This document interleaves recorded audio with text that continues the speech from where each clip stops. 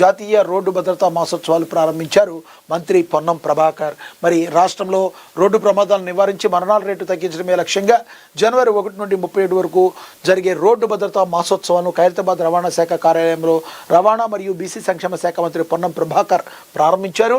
రాష్ట్రంలో ప్రతి సంవత్సరం 26,000 రోడ్డు ప్రమాదాలు, 8,000 మరణాలు సంభవిస్తుండగా ప్రతిరోజు కూడా 22 మంది ప్రాణాలు కోల్పోతున్నారని మంత్రి పొన్నం ప్రభాకర్ వెల్లడించారు. రోడ్డు భద్రతా మాసోత్సవాలు ప్రారంభ కార్యక్రమంలో భాగంగా మంత్రి పొన్నం ప్రభాకర్ స్వయంగా అధికారులకు మరొక తలకు హెల్మెట్ తొడిగారు. మరి రోడ్డు భద్రతా మాసోత్సవాల పోస్టర్ను, వాహనాల స్టిక్కర్ను, విద్యార్థులకు రోడ్ సేఫ్టీ అవగాహన బుక్స్ను రిలీజ్ చేశారు. రోడ్ సేఫ్టీ అవేర్నెస్ పై ఆటోలకు పోస్టర్లు అతికించారు. విద్యార్థులతో రోడ్ సేఫ్టీపై ప్లకార్డులు పట్టించుకొని అవగాహన కల్పించారు. రోడ్డు ప్రమాదాలకు ప్రధాన కారణం అతివేగం, డ్రంక్ అండ్ డ్రైవ్, రాంగ్ రూట్లో రావడం, మొబైల్ ఫోన్ మాట్లాడటం, వాహనాలు నడపడం వల్ల ఈ ప్రమాదాలు ఎక్కువగా జరుగుతున్నాయని రవాణా శాఖ అధికారులు అయితే తెలిపారు.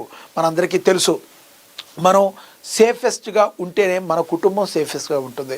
మన కుటుంబం బాగుంటే అంతా కూడా బాగుంటుంది. మరి మనం కుటుంబంలో ఉన్నప్పుడు ఎంత జాగ్రత్తగా ఉంటే మరి నిదానమే ప్రధానం అన్న మాటని చూసుకుంటే వెహికల్కి వెళ్ళేటప్పుడు డిస్టెన్స్ మెయింటైన్ చేయటం, మరి కాలం కంటే మరి ప్రాణం ఇంకా మిన్న కాబట్టి, వేగం కంటే ఇంకా ప్రాణం మిన్న కాబట్టి జాగ్రత్తగా ఉండాలి అని చెప్పి ఎవరికాళ్ళు వ్యక్తిగతంగా తమ బాధ్యత తీసుకున్నప్పుడు మాత్రమే ఈ యొక్క మరి మరణాలన్నింటినీ మనం ఆపగలం. మరి సిగ్నల్ పడినప్పుడు ఆగటం, మరి ఆరెంజ్ ఉన్నప్పుడు కొంచెం స్లో అవ్వడం, అటు ఇటు చూసుకుని వెళ్ళడం, ద్విచక్ర వాహనదారులు అయితే హెల్మెట్లు పెట్టుకోవడం, మరి 4 వీలర్స్ అయితే సీట్ బెల్ట్ కంపల్సరీ పెట్టుకోవటం, ఎదుట వెహికల్కు డిస్టెన్స్ అనేది మెయింటైన్ చేయటం, మరి తాగి డ్రైవింగ్ చేయడం అనేది కూడా తప్పు, దాన్ని ఆపాలి. మరి అదేవిధంగా సెల్ ఫోన్ ఇలా మాట్లాడుతూ కొంతమంది వెళ్తూ ఉంటారు, అది కూడా ఆపాల్సిన పరిస్థితి. ఓవరాల్గా వ్యక్తిగతంగా ప్రమాదాలు ఎప్పుడు కూడా చెప్పిరావు. 100లో 90 సార్లు మీరు చేసినప్పుడు మీకు ఏమీ జరగకపోవచ్చు, కానీ ఆ 10 సార్లు ఎంతో జాగ్రత్తగా ఉండాల్సిన పరిస్థితి. అలా లేకపోతే మాత్రం ప్రాబ్లం అవుతుంది. అయితే ఇక రాష్ట్రంలో రోడ్డు ప్రమాదాలు నివారించాలని, మరణాల రేటు తగ్గించడమే లక్ష్యంగా జనవరి 1 నుంచి 31వ తారీఖు వరకు రోడ్డు భద్రతా మాసోత్సవాలను ఖైరతాబాద్ రవాణా శాఖ కార్యాలయంలో ప్రారంభించారు. ఇక దీనికి మరి బీసీ మరియు రవాణా శాఖ మంత్రి పొన్నం ప్రభాకర్ మరి దీన్ని ప్రారంభించడం జరిగింది. రాష్ట్రంలో ప్రతి సంవత్సరం 26,000 రోడ్డు ప్రమాదాలు, 8,000 మరణాలు సంభవిస్తుండగా ప్రతిరోజు 22 మంది ప్రాణాలు కోల్పోతున్నారని మంత్రి ప్రభాకర్ మరి ఆందోళన అయితే వ్యక్తం చేశారు. దీన్ని అయితే తగ్గించాలి.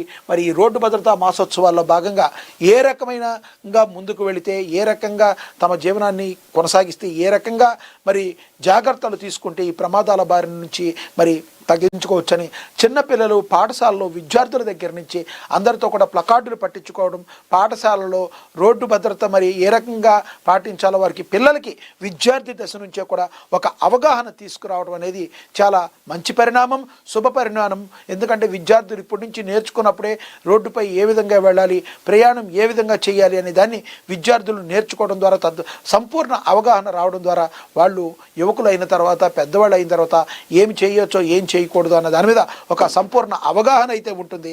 కాబట్టి రాష్ట్ర ప్రభుత్వం ఈ రకంగా ముందుకు వెళుతున్నందుకు మనందరం కూడా ధన్యవాదాలు తెలపాలి. కానీ ప్రతి ఒక్కరు ఈ యొక్క ప్రమాదాలని మరి ఆపాలి అంటే, ప్రమాదాలని తగ్గించాలి అన్న, ఆపాలను నియంత్రించాలన్న వ్యక్తిగత బాధ్యతగా తీసుకుని నేను జాగ్రత్తగా వెళ్ళాలి, నా వలన ఎవరూ సఫర్ అవ్వకూడదు, నేను సఫర్ అవ్వకూడదు అనుకుని మాత్రమే రోడ్డుపై వెళితే అది మరింత మంచినైతే చేకూరుస్తుంది. ఇక మీరేమనుకుంటున్నారో కింద కమెంట్ బాక్స్ రూపంలో కమెంట్ చేయండి. ఇక శ్రీ లక్ష్మీ నరసింహస్వామిని దర్శించుకున్న మంత్రి పొన్నం ప్రభాకర్ అని తెలంగాణ రాష్ట్ర రవాణా బీసీ సంక్షేమ శాఖ మంత్రి పొన్నం ప్రభాకర్, తెలంగాణ రాష్ట్ర ప్రభుత్వ వైపు ఆలేరు ఎమ్మెల్యే బీర్ల ఐలయ్య నూతన సంవత్సరం సందర్భంగా గురువారం యాదగిరిగుట్ట లక్ష్మీ నరసింహస్వామి వారిని దర్శించుకున్నారు. ఉదయం స్వామివారి అభిషేక సేవలో ప్రత్యేక పూజల్లో పాల్గొన్నారు. పూజల అనంతరం ఆలయ అర్చకులు ఆశీర్వదనం చేశారు.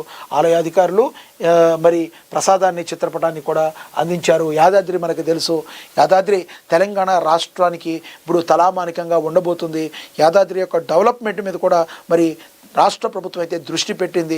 కాబట్టి మరి లక్ష్మీ నరసింహస్వామిని దర్శించుకుంటానికి తండోపతండాలుగా యాదగిరిగుట్టకు ఇప్పుడు తెలంగాణ రాష్ట్రం నుంచే కాకుండా